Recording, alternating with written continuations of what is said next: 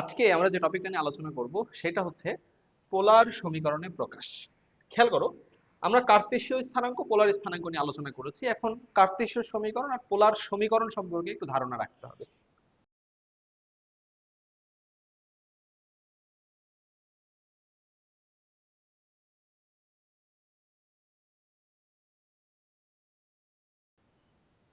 দেখো, আমরা গত ক্লাসে এটা আলোচনা করেছিলাম যে কার্তেশীয় স্থানাঙ্ক ব্যবস্থায় কোনো বিন্দুকে এক্স কমা ওয়াই এর মাধ্যমে প্রকাশ করা হয়, আর পোলার স্থানাঙ্কে কোনো বিন্দুকে আর কমা থেটা এর সাহায্যে প্রকাশ করা হয়।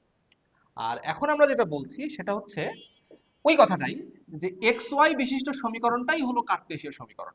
অর্থাৎ যে সমীকরণে আমরা এক্স ওয়াই যুক্ত দেখব, এক্স ওয়াই থাকবে, সেই সমীকরণটাকে আমরা বলবো কি কার্তেশীয় সমীকরণ। আর যে সমীকরণটা আর আর থেটার মাধ্যমে প্রকাশিত থাকবে সেটাকে বলা হবে পোলার সমীকরণ। মানে আর থেটা বিশিষ্ট সমীকরণ হচ্ছে পোলার সমীকরণ, এক্স ওয়াই বিশিষ্ট সমীকরণ হচ্ছে কার্তেশীয় সমীকরণ। আর আমাদের প্রশ্নে পোলারে প্রকাশ করতে হবে মানে কি, প্রশ্নে কার্তেশীয় দেওয়া থাকবে, অর্থাৎ প্রশ্নে এক্স ওয়াই বিশিষ্ট অর্থাৎ কার্তেশীয় সমীকরণ দেওয়া থাকবে।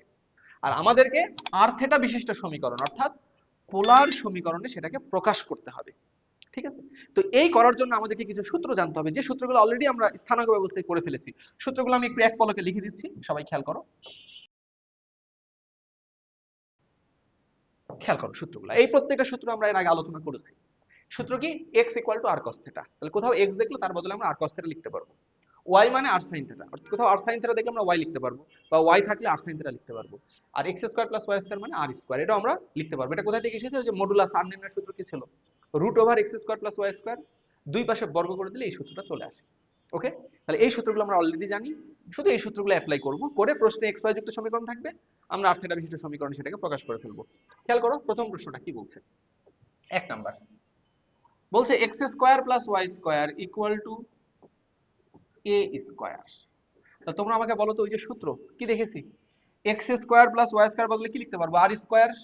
তাহলে আমরা x square plus y square বদলে আর স্কোয়ার লিখে দিই। এটা কার্তেশীয় সমীকরণ, কারণ এক্স ওয়াই বিশিষ্ট সমীকরণ, আমরা আর থেটায় নিয়ে যাব। তাহলে কি হবে, r square equal to a square. দুই পাশে রুট করে দিলে কত হবে, আর ইকুয়াল টু এ। এটাই অ্যান্সার। দেখো তো এই সমীকরণে কি এক্স ওয়াই আছে, নাই, আর থেটা আছে। বলতে পারো ভাই আর তো আছে, থেটা নাই তো। থেটা থাকতে হবে এরকম না তো, কারণ এক্স ওয়াই দুজনকে থাকতে হবে এরকমও না। দেখো তোমরা কি এরকম সমীকরণ পড়েছো না, x equal to 2, y minus 2 equal to 0। দেখো এই সমীকরণ তো ওয়াই নাই, এই সমীকরণ তো এক্স নাই, তাও এটা কার্তেশীয় সমীকরণ। এক্স ওয়াই দুজনকে থাকতে হবে এরকম না, একইভাবে আর থেটা দুজনকেও থাকতে হবে এরকমও না, একজন থাকলেও হবে। যেমন আর থাকলো তাহলেই হলো।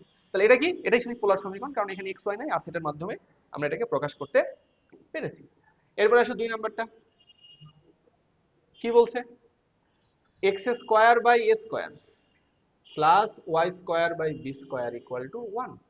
তাহলে আমরা এক্স ওয়াই কে সরিয়ে আর থেটা নিয়ে আসবো। তাহলে এক্স মানে কি জানি আমরা, আর কস থেটা। তাহলে বসায় দাও, আর কস থেটা, এটার উপরে বর্গ divided by a square plus y মানে কি আর সাইন থেটা, এর উপরে বর্গ ডিভাইডেড বাই, আচ্ছা এখানে বি স্কোয়ার ছিল, ইকুয়াল টু কত, 1।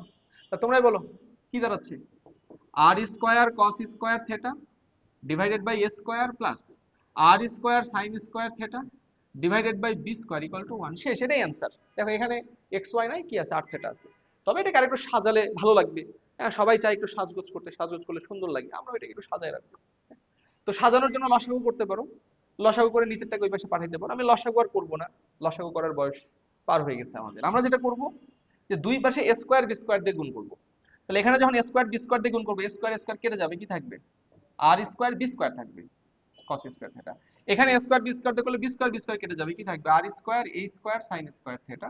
আর এখানে কি থাকবে, a স্কয়ার বি স্কয়ার থাকবে। কি করেছি, a স্কয়ার বি স্কয়ার দ্বারা গুণ করেছি। ওকে, ঠিক আছে।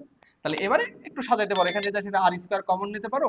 কমন নিলে কি থাকবে, sin স্কয়ারটাকে আগে লিখি, এটাকে আগে লিখি, a square sin square theta plus b square cos square theta equal to a square b square. এটাই কি হবে বলো, অ্যান্সার হবে। কেন এটা অ্যান্সার, এই যে খেয়াল করো, এখানে এক্স ওয়াই ছিল, এটা কার্তেশীয় সমীকরণ ছিল, এখানে এক্স ওয়াই নাই, আর থেটা আছে। আর থেটা বিশিষ্ট সমীকরণকে কি বলা হয়, পোলার সমীকরণ। তাহলে এটাই হবে কি, পোলার সমীকরণ। তাহলে এবারে চলো আমরা 3 নাম্বারটা করে ফেলি। 3 নাম্বার প্রশ্নে আমাদেরকে কি বলছে দেখো, x y equal to c square. তাহলে দেওয়া আছে কি, x y equal to c square. বোঝা যাচ্ছে এটা একটা কি সমীকরণ, কার্তেশীয় সমীকরণ, কেননা এক্স ওয়াই বিশিষ্ট। আমরা পোলারে নিব, মানে আর থিটা বিশিষ্টতা নিব। তাহলে এক্স মানে আমরা কি লিখতে পারি বলো? আর কস থিটা। ওয়াই মানে কি লিখতে পারি? ওয়াই মানে আর সাইন থিটা। এটা ইকুয়াল টু কত? C square. তাহলে বা r square cos theta sine theta equal to কত? C square. এটাই অ্যান্সার। কেননা এখানে দেখো এক্স ওয়াই ছিল, এখানে কি আর থিটা। তবে ওই যে যেটা বললাম, আমরা সবাই সাজগোজ করতে পছন্দ করি, আমরা এটাকে একটু সাজাবো। দেখো আমি একটু জোর করে এই পাশেটা 2 নিলাম, এই পাশেটা 2 নিলাম, কারো আপত্তি থাকার কথা না, দুই পাশে 2 নিয়েছি। এবারে বলো, এই যে 2 sin থিটা cos থিটার একটা সূত্র আছে, তোমরা ত্রিকোণমিতি অধ্যায় সূত্রটা পড়বা। আমি এখানে লিখে দেই, সেটা হচ্ছে পূর্ব পাঠ। যদি এটা আমাদের পর পাঠ, আমরা ত্রিকোণমিতি অধ্যায়ে গিয়ে পড়বো। সেটা হচ্ছে 2 sin theta cos theta equal two sin 2 theta. এটা একটা সূত্র, এটা আমাদেরকে মুখস্থ রাখতে হবে। sin 2 থিটা মানে 2 sin থিটা cos থিটা। তাহলে এই যে 2 sin থিটা cos থিটার বদলে আমরা লিখতে পারবো কি? r square sin 2 theta equal two 2c square. এটাই হবে আমাদের অ্যান্সার। ঠিক আছে, আশা করছি সবাই এটা বুঝতে পেরেছে।